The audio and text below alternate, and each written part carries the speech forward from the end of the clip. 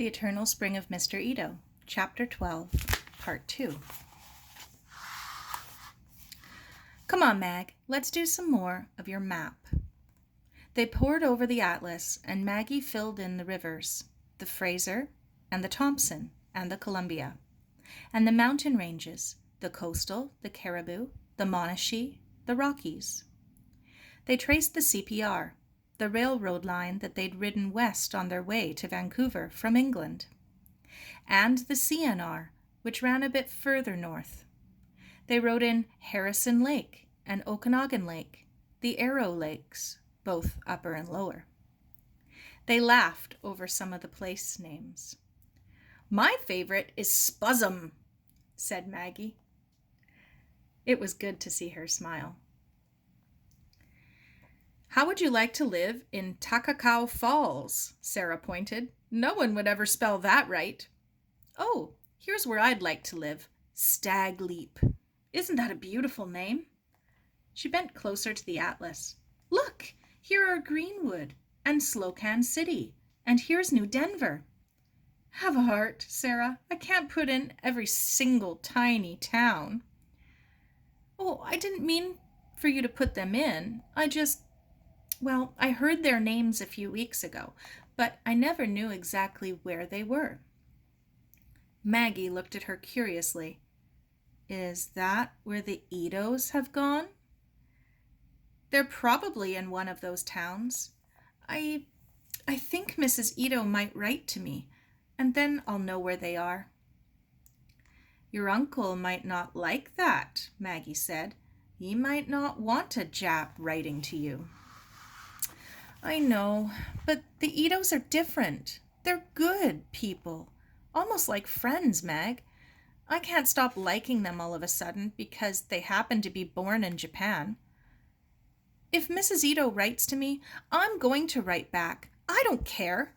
They didn't have anything to do with killing David or bombing Pearl Harbour, and it's not fair what's happened to them."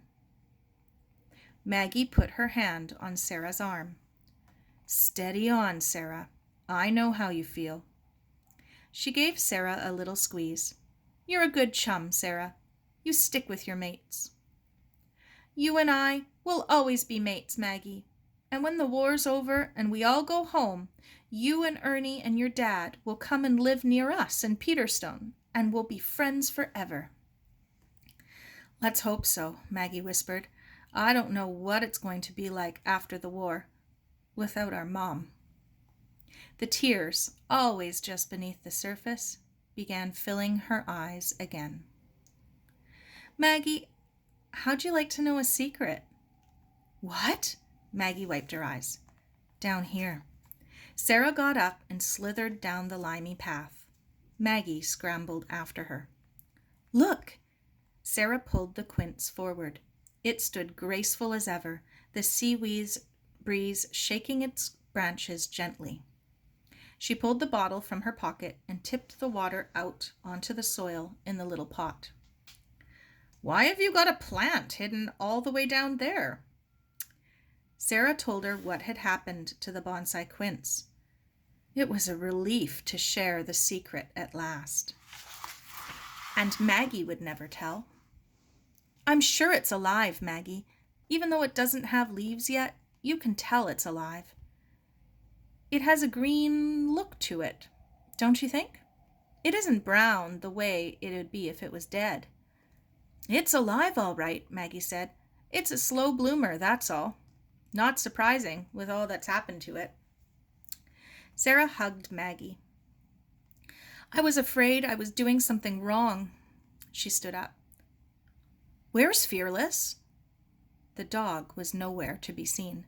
"Here, Fearless! Here, Fearless!" She scanned the bushes up on the cliff walk and below at the base of the limey path. No Fearless.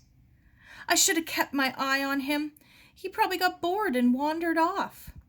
She began to feel nervous. "Where is that dog?" "I see him." Maggie pointed. "He's way down the other end of the beach. There, at the edge of the water." "Look how far he's gone." Sara was cross. It was getting late.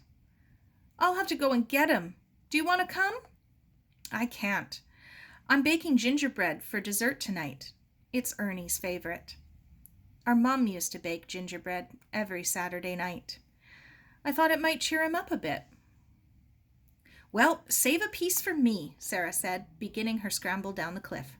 I'll see you tomorrow at church.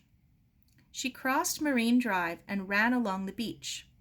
The tide was out, and the rigid, hard sand of Spanish Banks rose from the water like a giant turtle's back. Far out at the water's edge, Fearless ran well ahead of her, chasing the seagulls which strutted on the damp sand. They were teasing him, allowing him very close, and then flying up, almost under his nose, only to land just a few yards further. Fearless, come back, she called. Fearless, bad dog, come here. Fearless looked back for a moment, then, with a flick of his tail, went on his merry way. If he just kept going, he'd catch up with one of those seagulls sooner or later. Fearless, stop! Sara ran on. Fearless, you stupid dog! Wait till I catch you. Fearless paid no attention, enjoying the chase, and then suddenly he was out of sight, round the headland. Sara stopped to catch her breath and considered what to do. Maybe if she waited, Fearless would come back to see where she was. Minutes went by, but he did not reappear. And then, as she gazed out over Spanish Banks, she saw the gleam of water running across the sand. The tide was on its way in. Her heart pounded. She knew how fast it moved at the point. The sands would be covered in a matter of minutes. She began to run. Fearless, come here, come here! As she went, the running got more difficult. The sand sucked at her shoes with a squelchy sound. She pushed the thought of quicksand out of her mind. She rounded the point. Fearless was nowhere to be seen. She glanced despairingly at the ocean racing in toward the cliffs, and then spotted Fearless halfway up the cliff face. Come down, she called. Fearless, come down now! He ignored her, facing away toward the cliff face, his stumpy tail erect as if he'd cornered something up there. But at least he was standing still. She'd have to go up and get him.